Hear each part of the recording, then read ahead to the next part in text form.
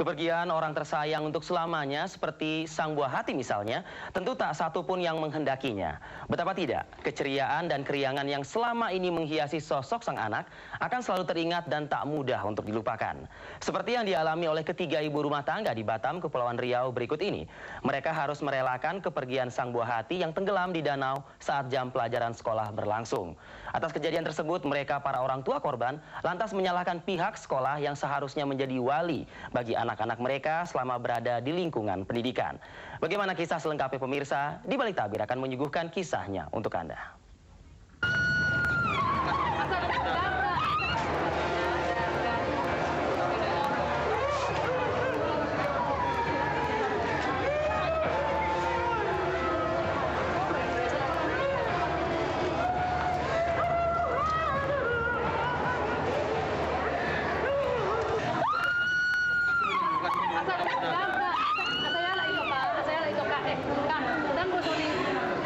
Isak tangis Lasma Sianturi dan Hardi Masinaga seakan tak terbendung saat mereka tiba di Rumah Sakit Aini Batu Aji Batam Selasa pekan lalu. Siang itu secara mengejutkan, suami istri ini dikabari bahwa Sri Desnawati, putri sulung mereka, telah tewas. Desna, panggilan kecil korban, tercatat sebagai murid kelas 5 Sekolah Dasar 04 Batu Aji Batam. Desna tewas tenggelam bersama dua temannya, Tona Nikola Sinaga dan Haryanto. Peristiwa tragis itu sendiri terjadi di sebuah danau di pinggiran kampung Taman Lestari Batu Aji Batam yang berjarak 1 km dari sekolah mereka. Namun yang lebih mengejutkan lagi, ketiganya tewas pada saat jam sekolah berlangsung. Pertama saya angkat handphone saya, ada suara dari kawan, abang tolong pulang, si Desna sakit. Saya sakit ya, sakit. Saya pikir si Desna itu mungkin jatuh di mana luka. Saya langsung pulang, minta gate pas sama timekeeper kami, pulang. Sampai ke rumah sakit ini, saya masuk ke dalam, di mana saya udah terbaring. Saya tanya susternya, masih hidup nggak suster? Suster menggeleng, udah mati, udah langsung nangis. Duka yang sama juga dirasakan keluarga Haryanto dan Tona Nikola Sinaga.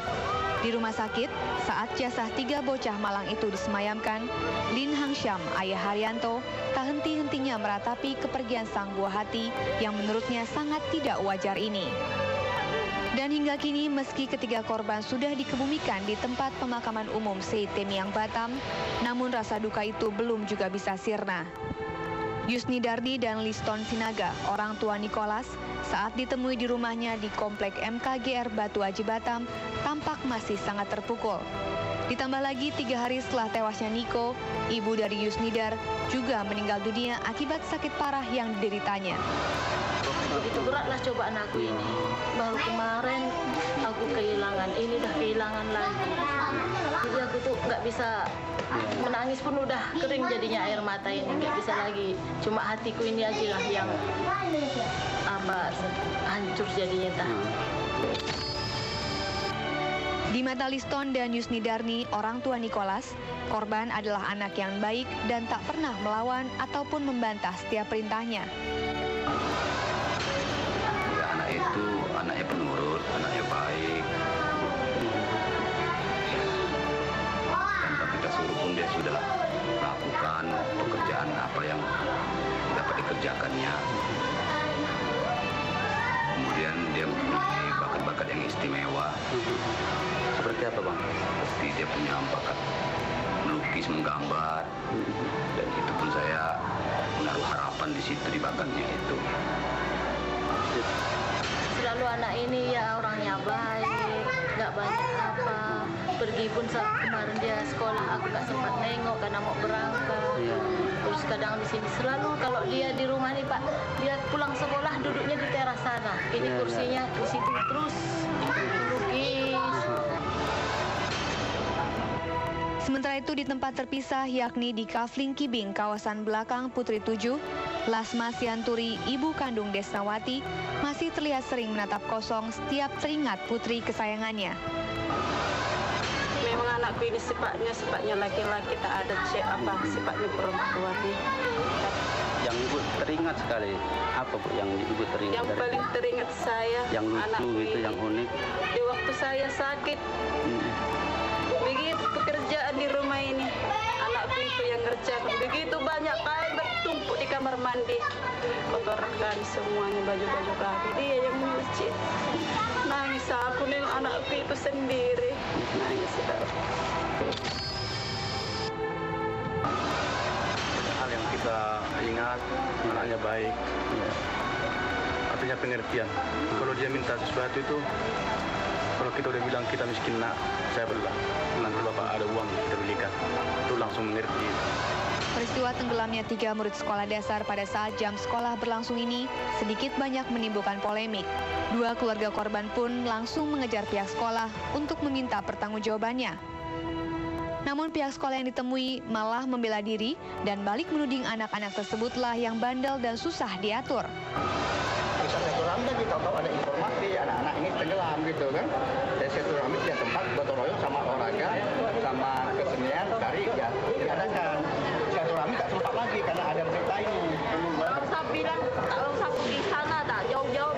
Kita kan sama anak-anak kan udah kasih tahu siapa ini jangan keluar pekarangan sekolah. Jangan kemana-mana setiap hari hampir Senin. Saya kasih tahu dengan guru jangan tidak boleh keluar pekarangan pada jam belajar. Nah, anak Ibu yang meninggal pada waktu jam sekolah. Kalau saya enggak tak sesal karena itu semuanya. Gak tahu aku bilangnya saya pergi kemarin ke sekolah. Saya tahu anakku pergi ke sana, tenggelam anakku katanya. Langsung pergi aku ke kepala sekolah apa katanya. Iya Bu, anaknya yang keluar di jam sekolah kata bapak itu. Anak ibu yang bandel kata Ibu Doli. Saya terasa terpukul. Ini Pak, ini Bu, tanggung jawab sekolah saya bilang. Apa katanya Bu? Jawab sekolah ini Bu, tanggung jawab sekolah ini Pak. Anak ibu yang bandel kata Ibu Doli. Saya kayaknya Ibu marah Doli dia itu siapa, sama Bu? aku. Ibu Doli itu siapa Bu? Ibu Doli, ibu guru SD. Ibu gurunya. Iya, Nenggolan. Jadi malah sekolah menyalahkan anak Ibu. Iya.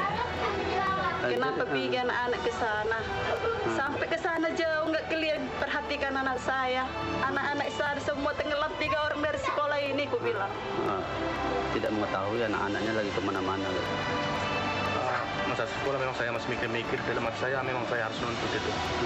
Soalnya jam kerja kita serahkan, jam belajar kita serahkan anak kita di tangan guru. Di luarnya itu baru kita nanti. Ini masih jam belajar. Segala tanggung jawab keselamatan anak-anak di tangan guru. Jadi ini kelalaian guru. Sebagaimana undang-undang itu yang menghilangkan nyawa orang kelalaian seseorang itu seharusnya dihukum berat itu. Hal senada juga disampaikan Linton Sinaga. Ia menilai bagaimanapun juga pihak sekolah tetap salah karena tidak mengawasi anak didiknya.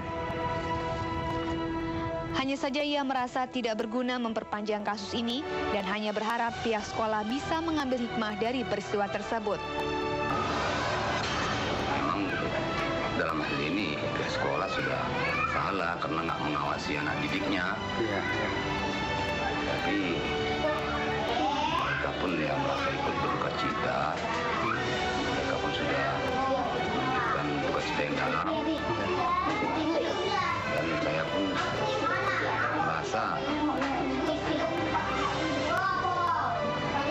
apa lagi berpanjang, kita sudah mengikhlaskan kok. Sudah ikhlas Bang ya. Harapan saya untuk kedepannya pihak sekolah harus lebih tanggap lagi dalam hal ini, jangan sampai ada anak-anak berikutnya yang menjadi korban. Kasus tewasnya anak-anak di dalam danau bekas proyek ini bukanlah kali pertama terjadi di Batam. Setahun yang lalu, 3 orang anak SD juga tewas bersama di sebuah danau bekas galian proyek di kawasan Sukajadi, Batam. Melihat akan hal itu, seharusnya para pemilik proyek yang menyisakan lubang atau genangan air yang hampir di sembarang tempat bisa kita temukan, tampaknya juga bisa lebih dimintai pertanggungjawaban. Dari Batam, Kepulauan Riau, Perlindungan melaporkan.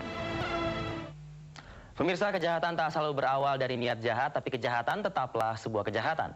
Di balik tabir akan kembali dengan beragam berita kriminal yang terjadi sepanjang hari di sejumlah daerah di tanah air.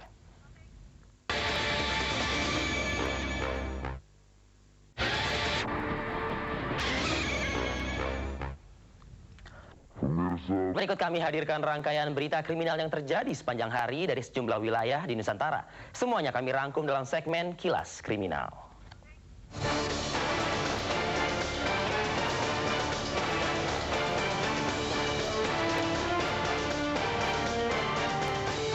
Sumatera Selatan, kasus penganiayaan terhadap anak seakan tak ada habisnya. Di Palembang, Arya Arvando alias Nando yang baru berumur 2 tahun 4 bulan, warga Jalan Sematang Borang Perumahan Tangkuban Perahu, Kecamatan Sako ini tewas dengan sekujur tubuh penuh luka memar. Nando meregang nyawa diduga di tangan ayah tirinya. Sebab dari keterangan para tetangga, Nando semasa hidupnya sering mengeluh sakit di bagian perut akibat kerap disiksa ayah tirinya. Polisi yang menangani kasus ini hingga kini masih memburu keberadaan ayah tiri korban yang pada saat kejadian melarikan diri.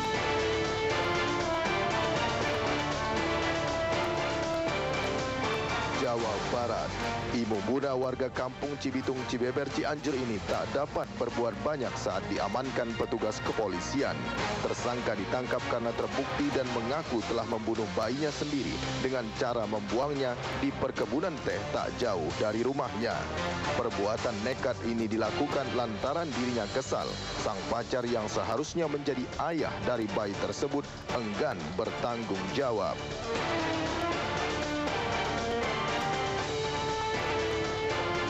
Jawa Tengah. Setelah keberadaan miras dan PSK jalanan terus dirazia, kini giliran preman dan calo bus terminal yang ditertibkan oleh aparat kepolisian. Kemarin Polres Semarang Timur berhasil menangkap 17 orang yang diantaranya adalah preman dan calo bus yang kerap meresahkan para calon penumpang di Terminal Penggaron, halte bus Majapahit dan kawasan perbatasan Semarang Ranggen Demak. Kebanyakan dari mereka tak dapat menunjukkan kartu identitas dan berdalih tidak membawa atau tertinggal di rumah. Selanjutnya ke-17 biang onar ini dibawa ke kantor polisi guna diberikan penyuluhan. Yogyakarta, 2 pemuda pengangguran warga Godean Sleman ini akhirnya berhasil dibekuk petugas Polsek Umbul Harjo, Yogyakarta. Tak lama setelah melakukan aksi terakhirnya menjamret tas milik seorang wanita pejalan kaki di Jalan Pramuka, Umbul Harjo. Salah seorang dari pelaku pun harus dilumpuhkan kakinya karena nekat kabur saat akan ditangkap. Keduanya mengaku untuk menambah keberanian serta kepercayaan diri, mereka biasa menenggak minuman keras terlebih dahulu sebelum beraksi.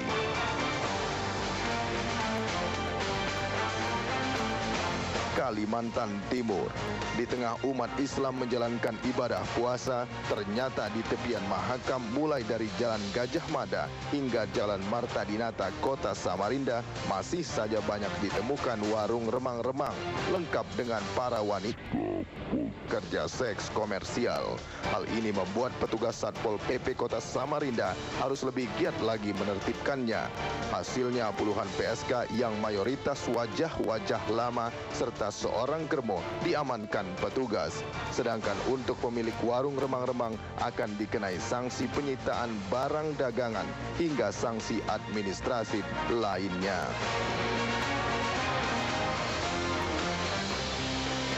Nusa Tenggara Barat, tak banyak yang bisa dilakukan pasangan suami istri inakmis selain berharap kebaikan dari para penculik agar dapat segera mengembalikan anak mereka, Herlan 13 tahun. Herlan tidak pulang ke rumah sejak Sabtu pagi. Saat itu bungsu dari 7 bersaudara ini pamit pergi sekolah. Menurut keterangan sejumlah saksi, korban sempat terlihat di bawah seorang pengendara motor. Polisi sendiri sejauh ini belum mengetahui motif serta kejelasan terkait hilangnya anak pengidap keterbelakangan mental tersebut. Maluku, jajaran Polsek Sirimau menggelar razia petasan di sejumlah pedagang kaki lima di Pasar Mardika dan beberapa tempat lainnya di Kota Ambon. Dalam razia ini sejumlah pedagang melakukan aksi protes saat dagangan mereka disita. Mereka beralasan petasan yang mereka jual tidak berbahaya. Meski begitu, polisi tetap melakukan penyitaan. Selain itu juga petugas menggerebek 2 lapak minuman keras jenis Sopi di sekitar Terminal Mardika dan di Jalan Ian Pais, Kota Ambon. Untuk mengelabui petugas, ratusan liter miras tersebut dikemas dalam botol air mineral.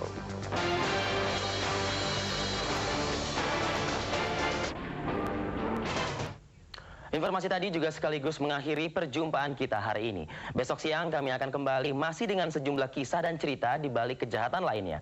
Akhirnya saya Arif Fadil undur diri dari hadapan Anda. Terima kasih atas kebersamaannya dan sampai jumpa.